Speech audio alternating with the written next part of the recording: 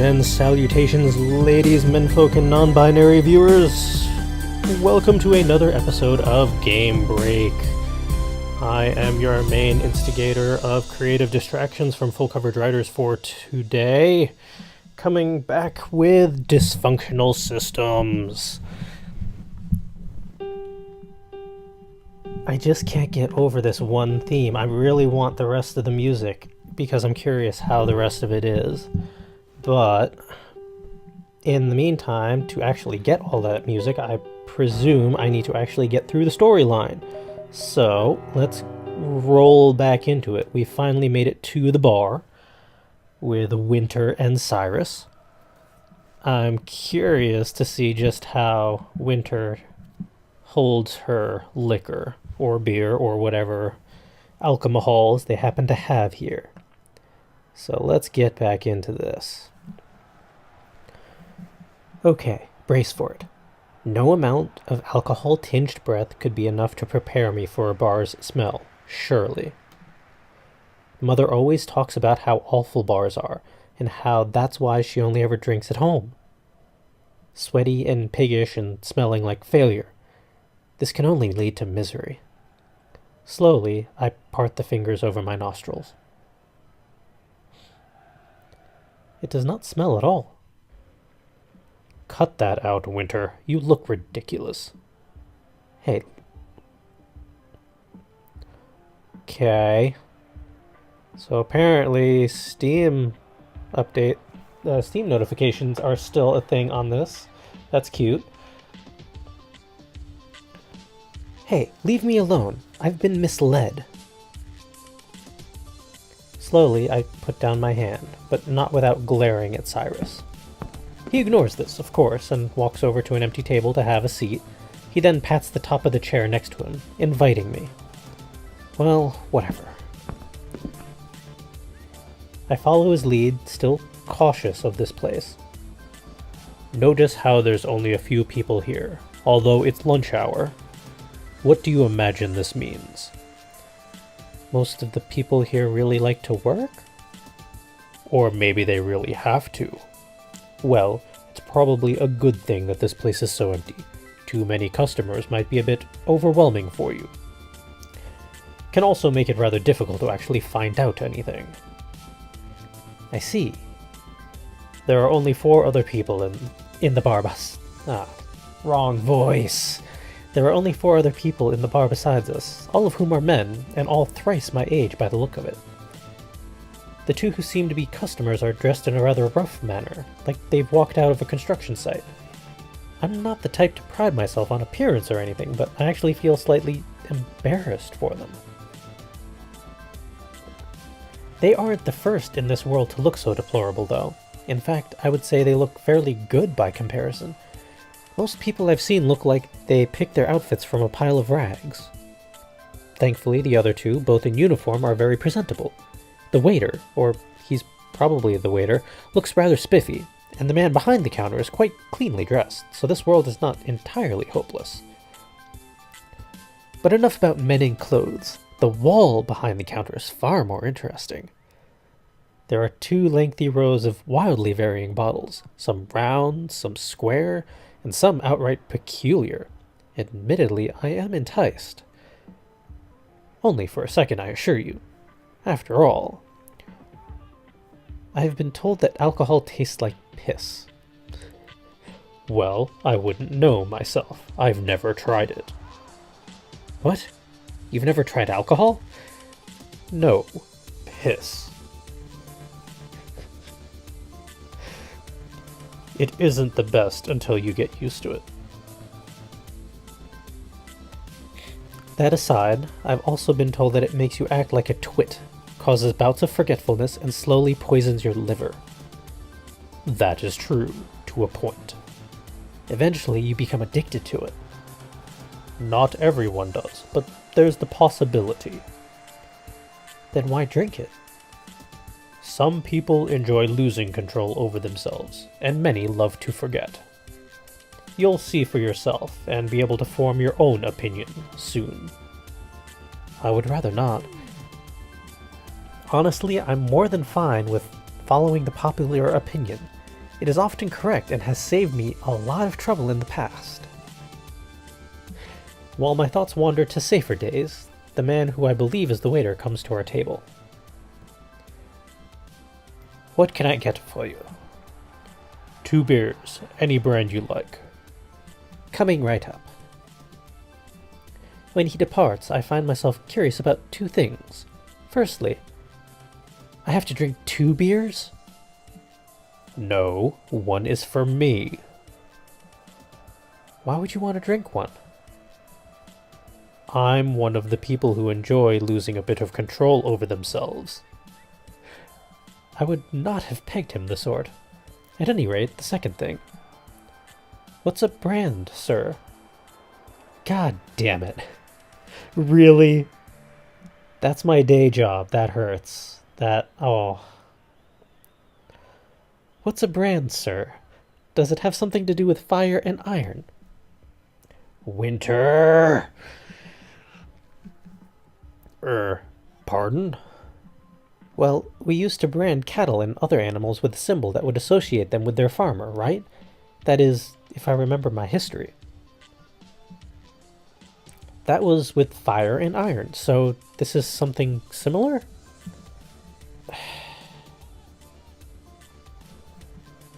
I'm not saying something stupid, am I?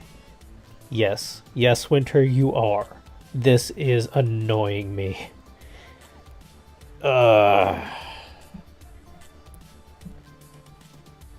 Is it how the alcohol is made, perhaps? Are the ingredients burned in some way before they're officially beer? Maybe with some sort of spiritual symbol. They do call them spirits, after all. There must be a reason for that, right? I can't do this with a straight face. Yeah, I'm with Cyrus on this one. Why isn't he saying anything? Or is it has something to do with real spirits? Like some sort of rite where each batch is brewed in honor of someone who's died? That is an interesting story concept right there. That would be cool. I want to take that concept at some point and play with it. I mean, I've read these places can be very strange, and... am I close? Oh, please let me be close. No. No, you are not close. Crap. I should have shut up way earlier. Why'd I ramble like that? Now I look like the fool. Honestly, though, I'm a little disappointed. Some fantasy would be nice. Winter, I'm starting to think you've already gotten yourself drunk off the atmosphere. Oh, please. Here you go.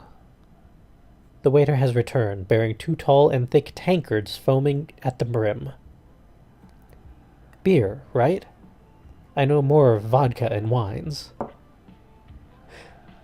That is a beer. One is placed in front of Cyrus, and the other in front of me. Enjoy. He leaves. I peek over my cup's lip and peer into its mouth. That's awkwardly phrased. I get the imagery, but... okay.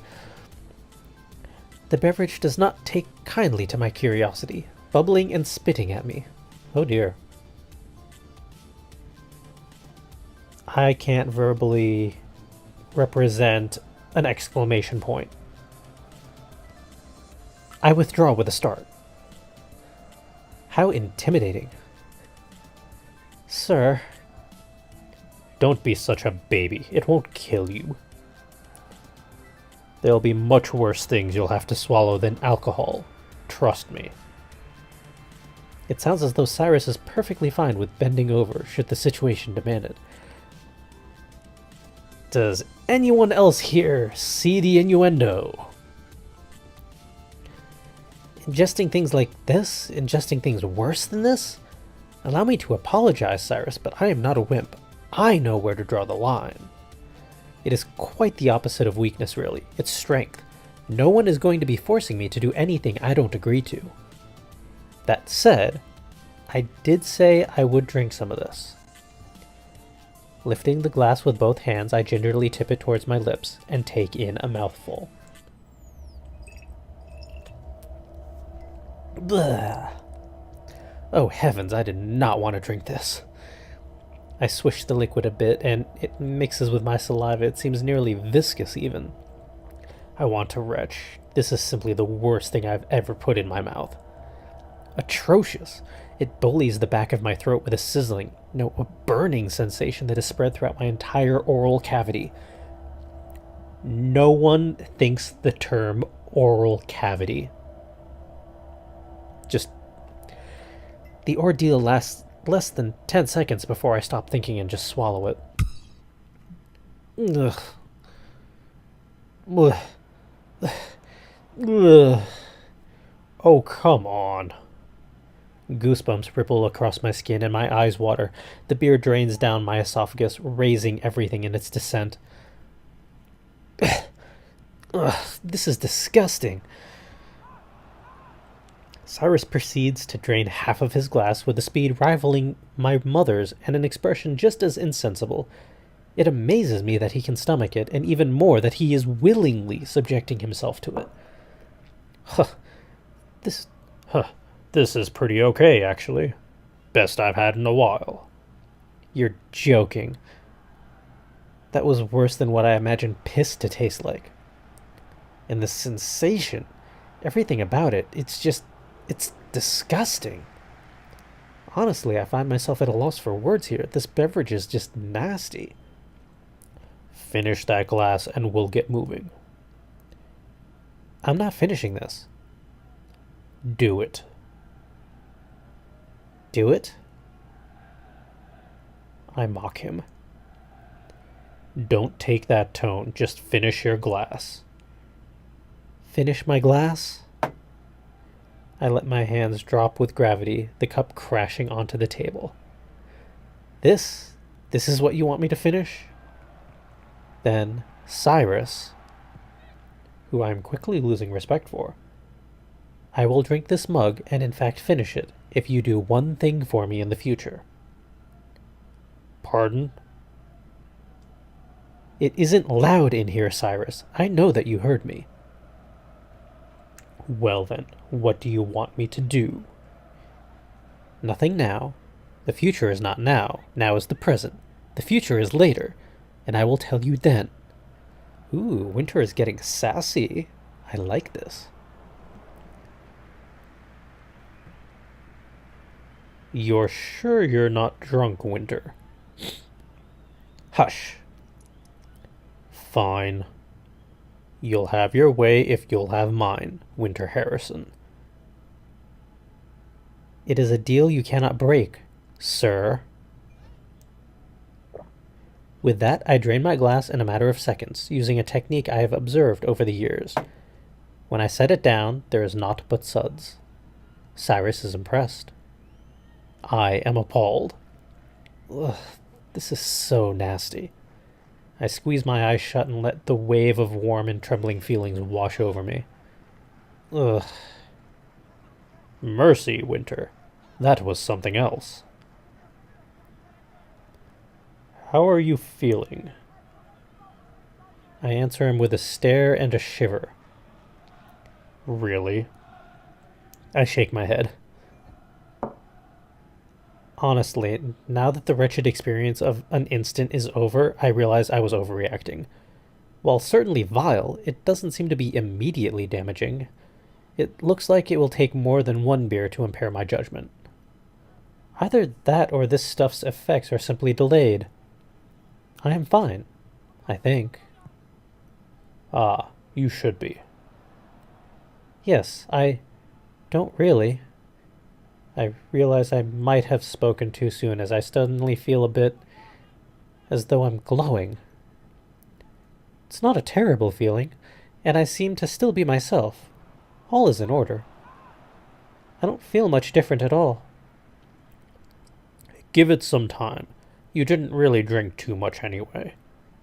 There usually isn't a whole lot of alcohol in beer. Wonderful. Both of my theories are true. Okay, so what now? Now we begin conversing. Cyrus discreetly points to a man in the corner. I'm going to go talk to that man. You take the one at the counter. Try bringing up work and going on from there. Oh, and of course, don't forget to keep where we're from and why we're here a secret. That kind of bartering chip shouldn't even be allowed to you kids. I'm gonna talk to him alone? Well, yes, I think it would make him pretty uncomfortable to have both of us ganging up on him. Oh, I don't know about this. Don't worry, the bartender is right there, and I'm not far either. Nothing will happen to you. It's not that, it's just I'm not very good at talking to people. You're doing fine with me. You're my superior. Just go over there and talk. Give it a try. Fine. I get out of my seat and immediately yank at the table's edge as the floor shifts. Oh no. My knees quiver with fear and I firmly plant my feet, my heart thumping like I'm about to die. Gracious, what was that? Did something happen? Have we failed?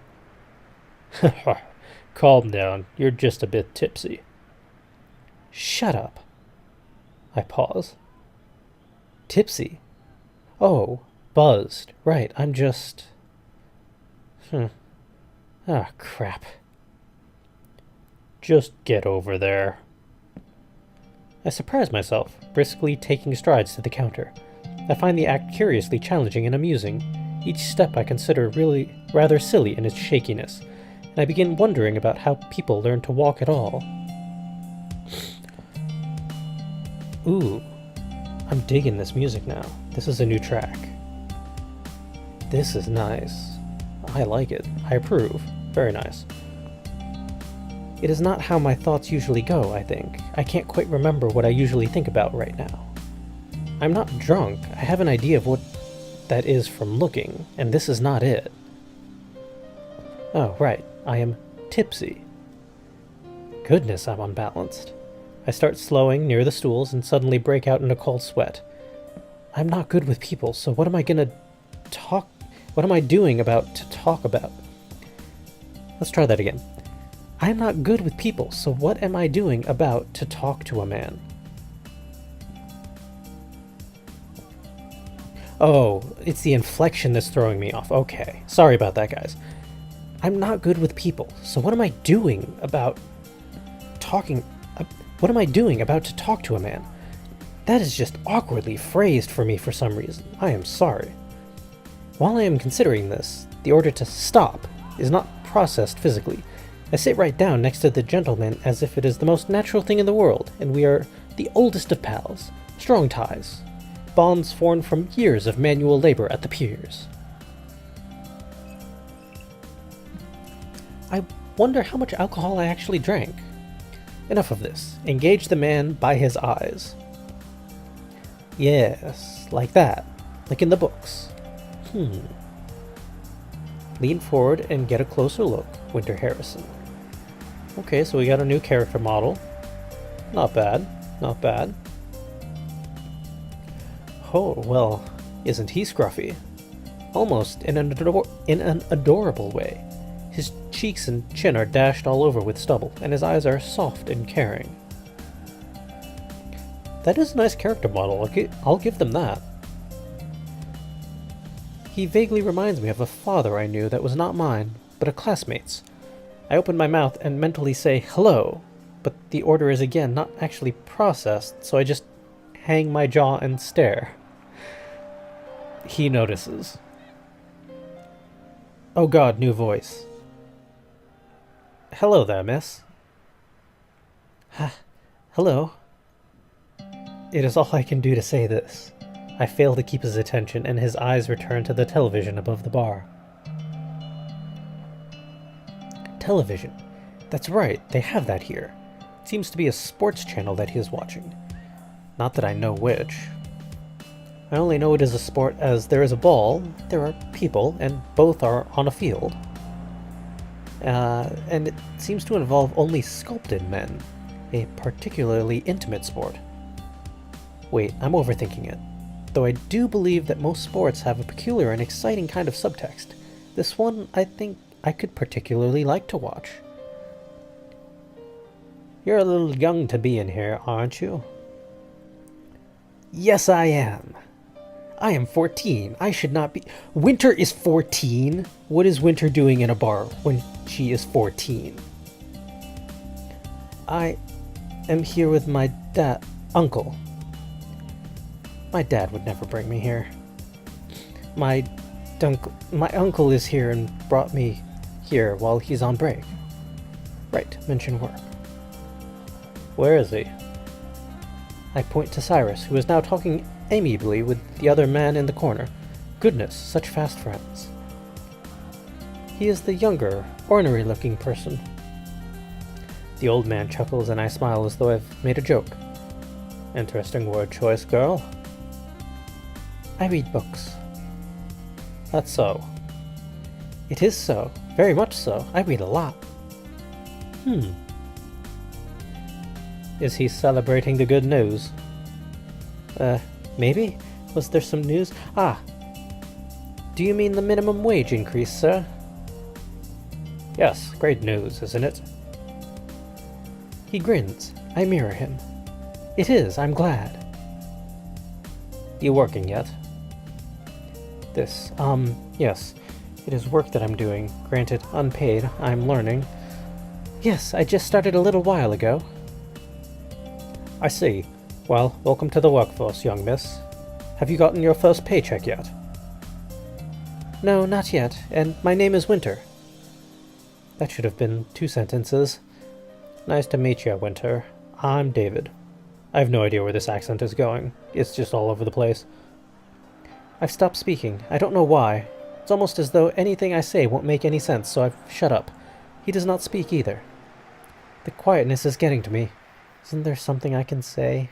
Anything? What can I say? No. I'm lost. This is a terrible feeling, like I'm drowning in air. Think. There must be something. What? You okay? Huh? Oh no, I'm panicking. He can tell. That's bad. Is this because of the alcohol? It must be because of the alcohol. Yeah. Speak! So what do you do? Like for your work, I mean. Help out at the wharf, head down into the mines, fit auto parts. That is amazing. Ha, amazing. No. When you get older, you'll have to run multiple jobs too. Just about the only way to survive these days. How about you? What do you do? Oh crap, what do I do? Why didn't I think of something first? Stupid. I shut my eyes for a second and give a quick shake in my head. What do I do? Well, I guess I could technically be considered I'm a consoler. A counselor? Yes. Huh. Please let that be an acceptable job. Doesn't really seem like something that'd suit you. No offense or anything. I didn't really choose it. He gives me a somber nod of recognition. Yeah, you gotta take what you're given. Yes. I suddenly feel miserable and decide to lean onto the counter. I rest my head, letting the fluff of my hair and sleeves serve as a pillow, and I look away from David. That's right, I didn't really choose it. I didn't really choose anything. As decisions come around, I just sat on my hands thinking that something would come to me. In a sense, I suppose that something did, but it wasn't in the usual way.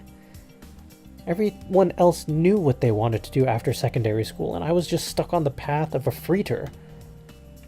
A freeter! A step away from a leech. Ugh. I couldn't pick a specialty school. I didn't know what I wanted. School mediatorum, huh?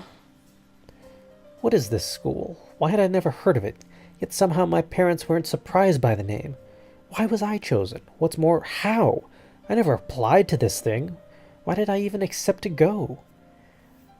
I guess I was just happy that something had been found for me, and the system always knows best. I mean, it's not as though I dislike it. I find the classwork and homework more than bearable, and my first shadowing went okay enough.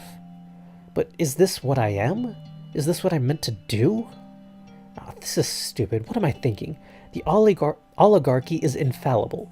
They never make mistakes, therefore this must be what's right for me. Even if everything about it is totally weird. Cackle. What's my issue? This is better than what would have happened. When did I start caring so much about my direction? Wait, what am I thinking? I'm supposed to care about that. Still, why should I?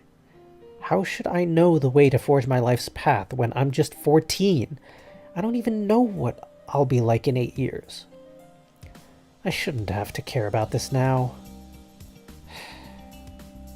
No, this is really messed up. I'm so messed up.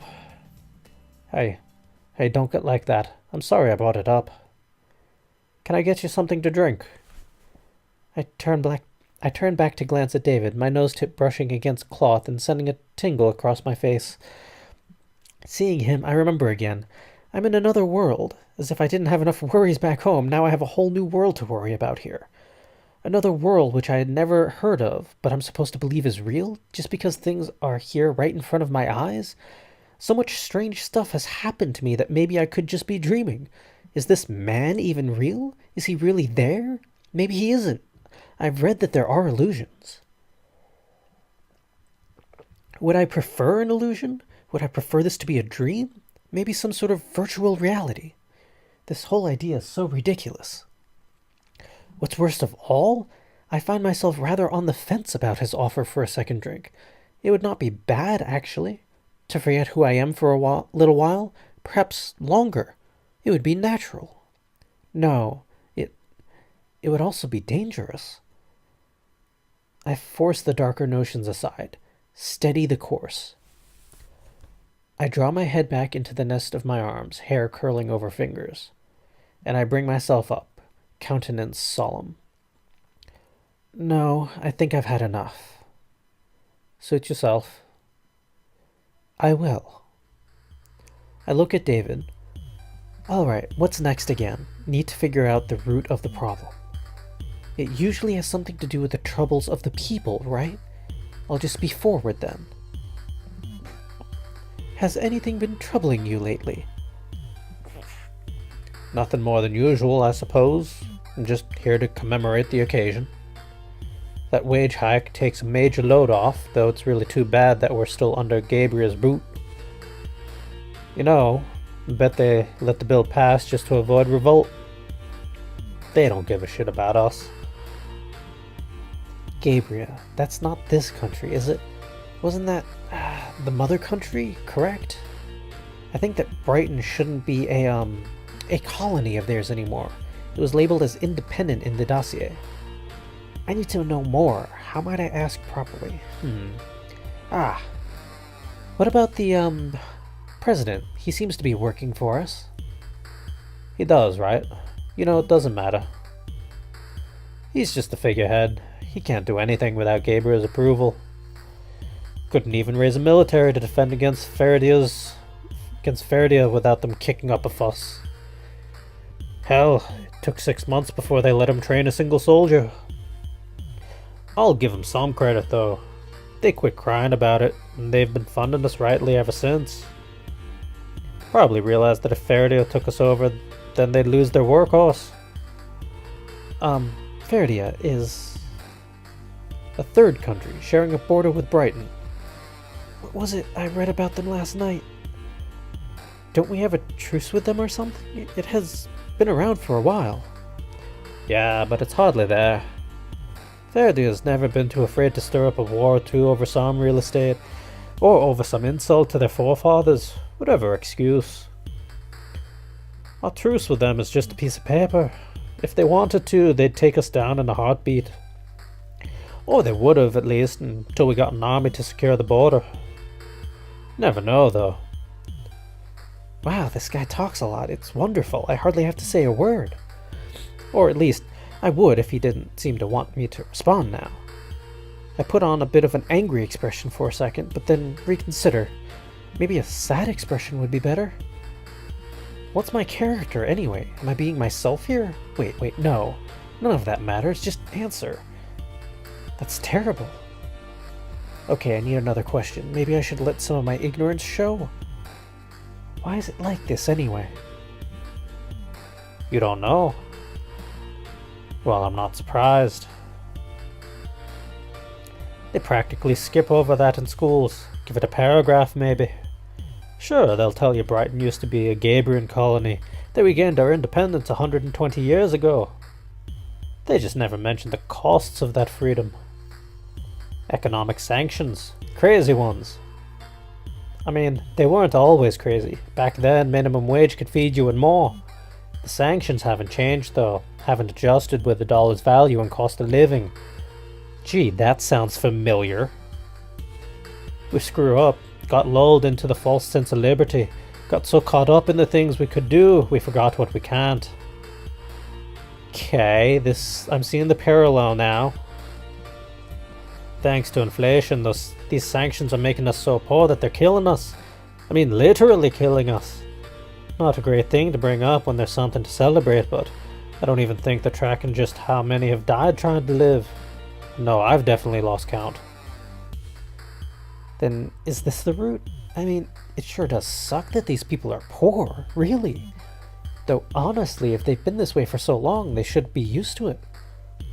What is poor, exactly? The television was harping on it earlier, and David was harping on it just now, so I figure it must be important, but, you know, it's nonsense to even consider this seriously. I don't understand any of this. The obsession over the economy, the excitement over higher wages, none of it makes sense. Poor is not having enough for a snack. Money is a trivial thing. Another thing is that this is not even a major society of the world. That being the case, how come we're dealing with it at all? And Cyrus, what is he thinking dragging me here? He probably only wanted a drink. What can I learn about the whole world from just one person? Not much. This is stupid. It must be something else. If it's so terrible here, I wonder how it is in Gabriel. Complete luxury. They live like kings. Even their bums live better than us. Wow, that is filthy. A filthy thing to say.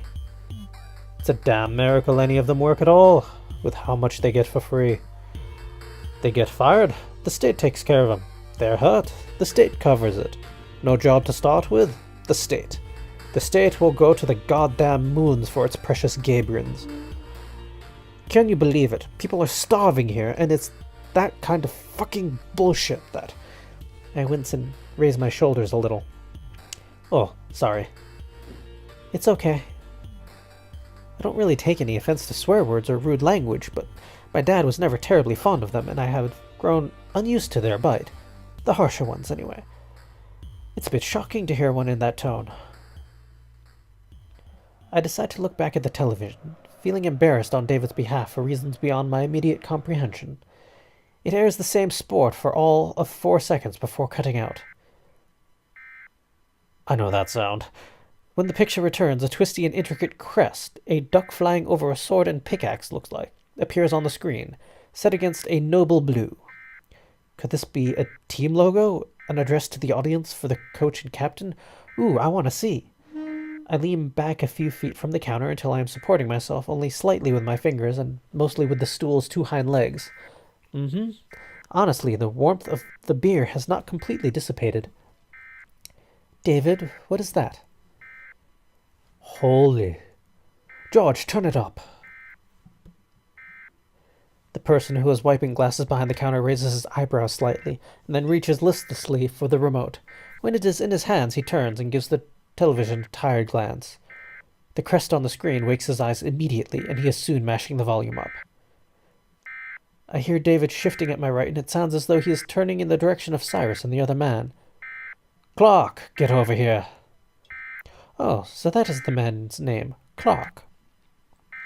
Clark and Cyrus look at David strangely, and then strangely look at one another, and then they begin rushing over. I find their antics confusing and unwarranted. What is the big deal over this? It really is a duck. Okay. In a few moments, the whole gaggle of men surround the television. Even the waiter has stopped cleaning the tables to watch. I know that sports are popular and all, but this is a little bit much, isn't it? This is the emergency broadcast system. This is not a test. Please pay close attention to the following message. Oh. The message will begin in 40 seconds. This is the emergency broadcast system. This is not a test. Please pay close attention to the following message. The message will begin in 30 seconds. Goodness, this is it, isn't it? It. The thing. The problem. Oh no, I'm not ready for this. Cleaning up garbage is one thing, but this is completely another thing. I don't even know what exactly. I searched Cyrus's eyes for something to comfort my spirits, but I find nothing, and do not know why I bothered at all. His face is indiscernible as ever, aside from the serious brow and lip, of course.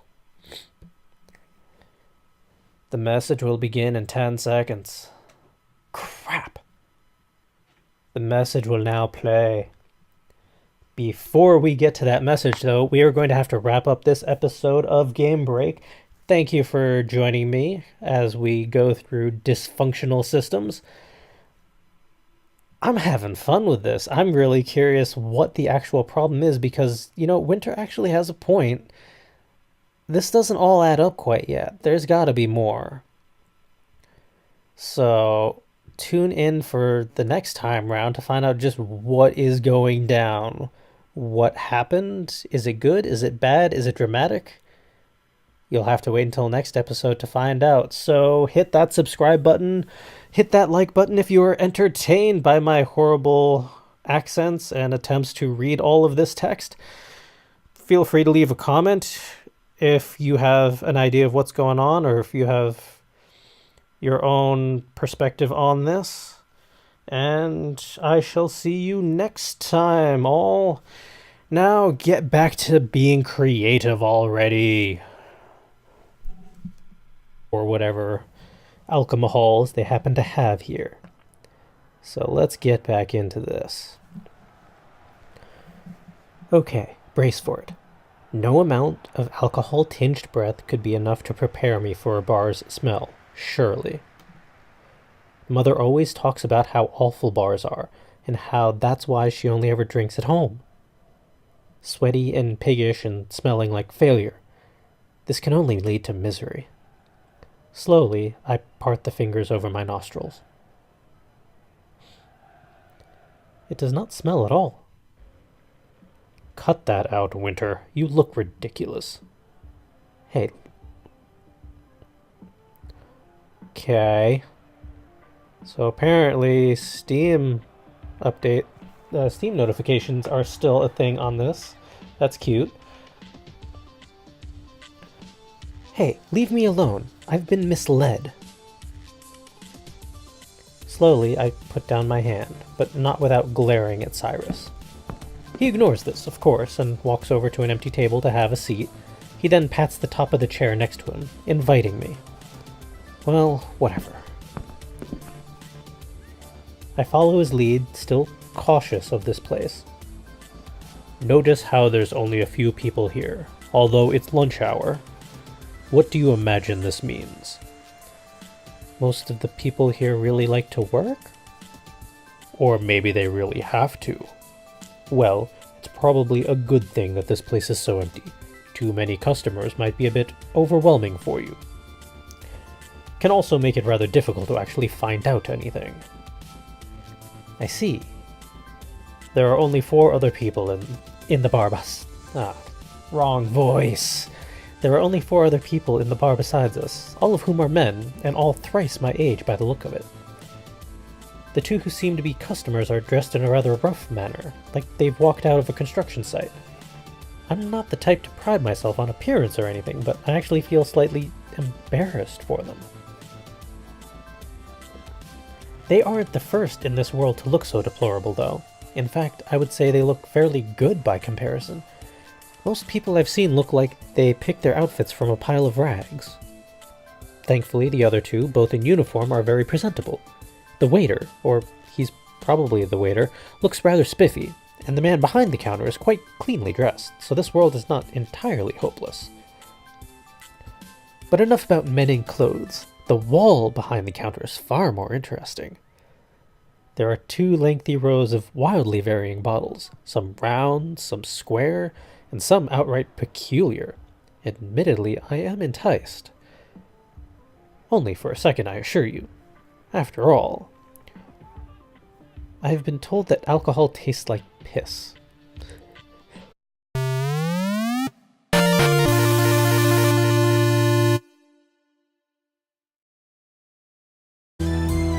Greetings and salutations, ladies, menfolk, and non-binary viewers.